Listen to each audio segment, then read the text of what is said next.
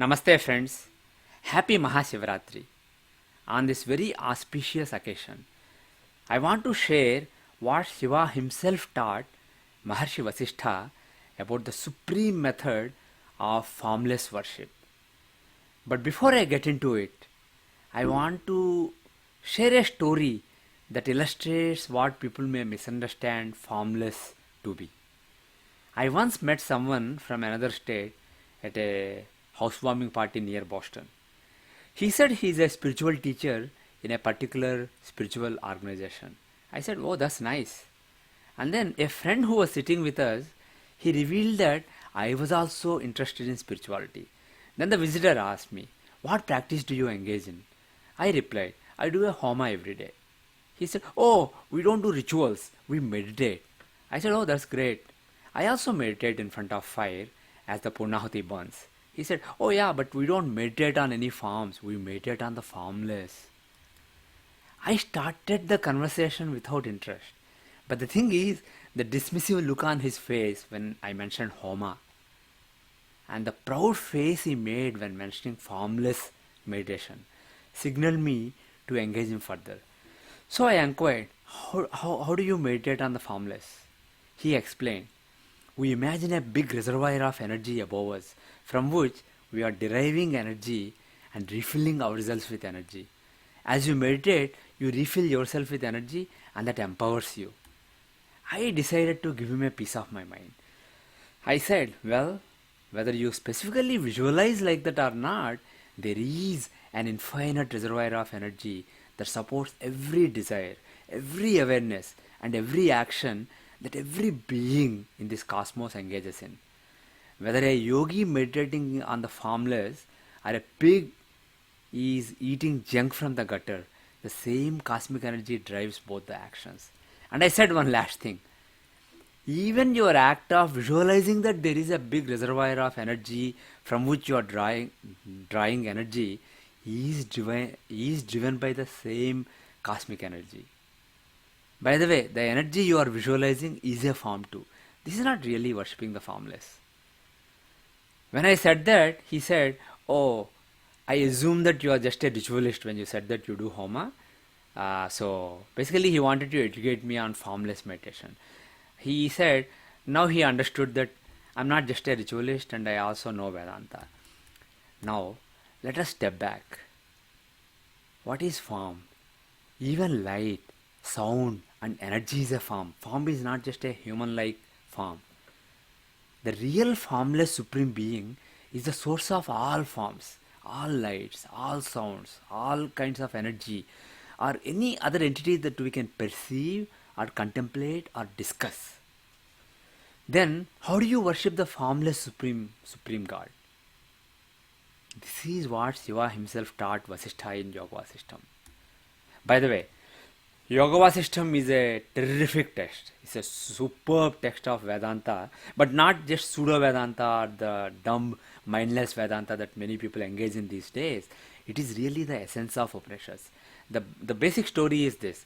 Lord Sri Rama, when he was in his teenage, he was depressed at one point of time. He basically thought, what is the point of life? What is all this? What is this? What is the purpose of life? Why are we doing all this? So he was really in a disillusionment with life. And then Dasharatha calls lot of rishis like Vishwamitra, etc. In the presence of lot of rishis and also various devatas who are sitting in the sky and observing, Vasishtha, the guru of Sri Rama, he teaches him the essence of life, the essence of creation. What is creation, what is sustenance, and what is destruction? And who are we, who is God, and what is our relationship? So he basically taught the essence of Vedanta, all the knowledge of Upanishads to Sri Rama, and that is captured in the text Yoga Vasishtha. So I will just read a passage from Yoga Vasishtha. This is translated into English by a disciple of Sri Swami Sivananda of Rishikesh. His name is Swami Venkateshananda. His translation is called Vasishtha's Yoga. It's a superb text, spiritual text. So I'll just read from it as is. He touches all, he tastes all, he hears all, He thinks through all, though he is beyond thinking. He does everything at all times. He dwells in all. He is the all.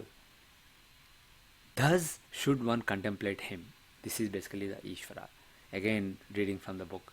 The Lord is not to be worshipped by material substances, but by one's own consciousness, not by waving of lamps or lighting incense, nor by offering flowers, nor even by offering food or sandal paste. He is worshipped by self-realization alone. This is the supreme meditation. This is the supreme worship. The continuous and unbroken awareness of the indwelling presence, inner light or consciousness.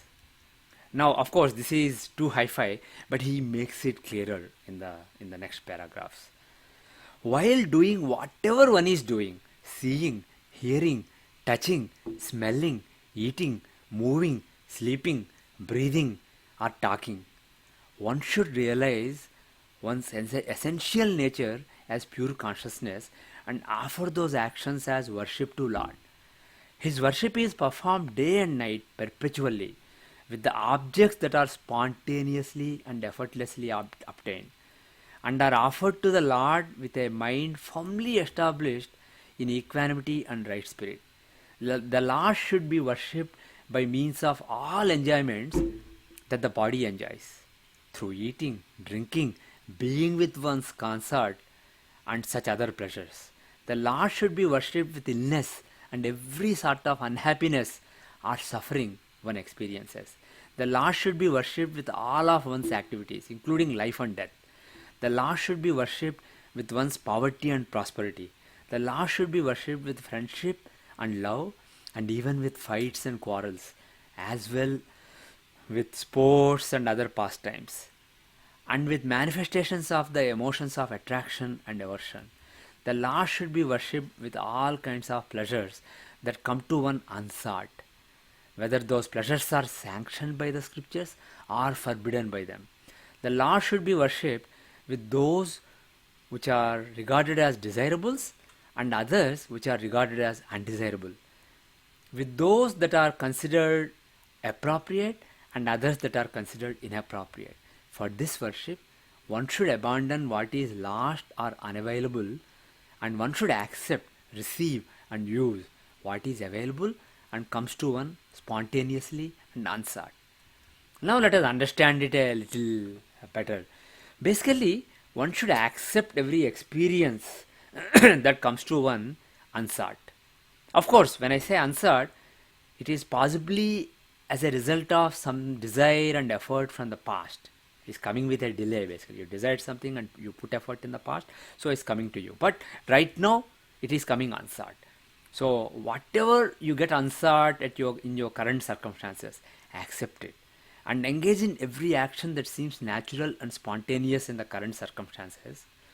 And while doing so, one should offer every experience and every action to Lord and visualize that Lord is the experiencer and the actor. Having that attitude on a 24/7 basis is the only way to worship the formless Supreme Lord as per Shiva Himself. The key is not what one experiences or what one does. The key is the attitude, the acceptance, the naturalness, the spontaneity and the equanimity. The key is contemplating the Lord as the experiencer in every experience and as the actor in every action. See, the thing is, when it comes to spirituality, people have stereotypes in their minds which are triggered by certain keywords. For example, if I say that I do a havan every day, a Vedantin or a Jnani may think, oh, he's just a ritualist, he's just a karmakandi. If I say all is self, then a bhakta, a devotee may think, oh, he's just a Mayavadi, non-dualist, a pseudo-Jnani. The thing is, people always judge based on keywords. One may think that his meditation is superior to your ritual, or his formless meditation is superior to your meditation on Krishna or Kali. But the thing is, this is all silly. One's ritual may be so sublime that it may transform one internally and make one realized. On the other hand, someone else's meditation may be very mechanical and it may be just like a ritual, and it may not cause any internal transformation. In the end, all these notions of superiority and inferiority are plain dumb. What matters is internal transformation that can come with any path when there is a confluence between your intent, your effort, and the grace that is coming from God. So the thing is, it is unwise to go shopping around and try to find the perfect path or the fastest path to God. Greed is never a formula for spiritual progress. Patience and surrender are. So it is silly to be proud of one's path or think that one's path is superior. Instead, walk the path you picked and focus on yourself. Understand your agendas, understand your motives and instincts, and try to transform them. Each time you fall and break, pick up the pieces and keep walking. And in the end, the main thing is surrender to the Lord and patiently wait for grace. And meanwhile, whatever is coming to you as a result of your previous desires and efforts, accept it. And in the current circumstances, whatever is natural, keep doing it. Keep experiencing what comes your way. Keep doing what feels natural, and stop desiring new things. And imagine that Lord is experiencing through you. He is doing through you. Now let me mention one subtle thing. Lot of Vedantins say Sarvam Khalvidam Brahma, all is self. Basically, there is no distinction. But the thing is, the teachings of Shiva that I shared just now, they are very subtle, very nuanced. Mind you, Shiva did not say you are the Lord, or Lord does not exist, or world is Maya, or Lord is Maya. He did not say carrot and the Lord are the same, or you and I are the same. Instead, what Shiva taught Vasishtha is, develop absolute humility and surrender to Lord, and think the all-permeating, all-pervading Lord as the experiencer and doer through various forms. Now these forms, whether it's you, me, a wealthy person, or a pig in the gutter, or a yogi meditating in the Himalayas, they are all different. Based on their circumstances, which are driven by their previous karmas, previous desires and efforts, they get different circumstances. Depending on the circumstances, their experiences are different, their actions are different. But the one that is experiencing and acting through all of them is the same. And that being is beyond forms. And that is the formless Shiva. And in the end, whatever we think we are doing or experiencing, He is the one who is doing and experiencing through all of us. So that is the essence of Advaita. Not that world is Maya, or there is no difference between, for example, Rama and Ravana. Now also, Shiva did not glorify any specific experience or action of the Lord through a specific form. He basically said there are various forms, and Lord experiences and acts through various forms in different ways. Now, you are one of those forms. Accept whatever is coming your way. Don't think of yourself as experiencer and actor. Think of Shiva as the one, and then that is the way to become self-realized and merge in Shiva. So the bottom line is, one must experience and do what is natural in one's circumstances, but not feel special for doing great work, or feel ashamed for doing lowly work. One must dispassionately experience and do what comes one's way, while contemplating the Lord, Ishvara, Bhagavan, as the experiencer and doer, and oneself as a mere instrument. Now, Shiva's teaching of seeing Lord as the experiencer and doer of everything one experiences or does is not a license to do anything we desire. In other words, keep desiring things and doing things and give excuse that, oh, Lord is doing through me. That is not what Shiva said, because if you do that, there is desire, there is effort, so the karma will play out. So this particular instrument through which God is experiencing and doing things, it will obey the rules of karma, and it will go through various things. So you don't become realized that way. So don't keep desiring and doing things and giving excuse that Lord is the doer. Instead, the teaching is to experience and do what naturally comes your way due to momentum from previous desires and efforts, and not compound the web of desires in the process with new desires. Now, whether the Supreme Lord is called Shiva or Ishvara or Narayana or Krishna or Purusha, Paramapurusha, it doesn't really matter. People fight over names, but the thing is, what matters is develop humility and surrender and slow down the rate at which the web of our desires and karmas keeps inflating, keeps getting messed up with time. By the way, it is not a question of various forms being the same. No, they are different. They engage in different experiences and actions based on the momentum of karmas and beget the reactions that are commensurate with the actions. It is not even a question of you or I or any of those forms being the same as Lord. This is where Advaitins, Visishtadwaita, Dwaitins basically fight. Whether you are the same as Ishvara, you are different, you can be the same. The thing is, there is a Lord, a Bhagavan, an Ishvara beyond forms without a beginning and end. All other forms, whether you, I, a wealthy person, a great yogi, a pig in the gutter, or even Brahma, Vishnu and Shiva, all forms have a beginning, end, and they transition through various forms subject to the laws of karma. Even Brahma, even though it's basically, I forget the exact amount, but it's billions or trillions of years, the lifetime of Brahma, and Vishnu is larger, Shiva is even larger. So they have a lifetime, but the thing is, how many hours, zillions of years it is, there is a beginning and there is an end to all forms. But beyond all these forms, there is a formless Ishvara that is never created and destroyed, and that is the one who is acting and experiencing through all beings. So all forms are impermanent, they have a beginning and end and go through a constant transformation. But only the Lord, Ishvara, is permanent, has no beginning and end, and is constant. And that Lord is the essence of all forms, even though they may seem different. That Lord is the essence, and that essence is the one that experiences and acts through various forms based on the karmagati of those specific forms. Now, one small word, the word formless ticks off some people.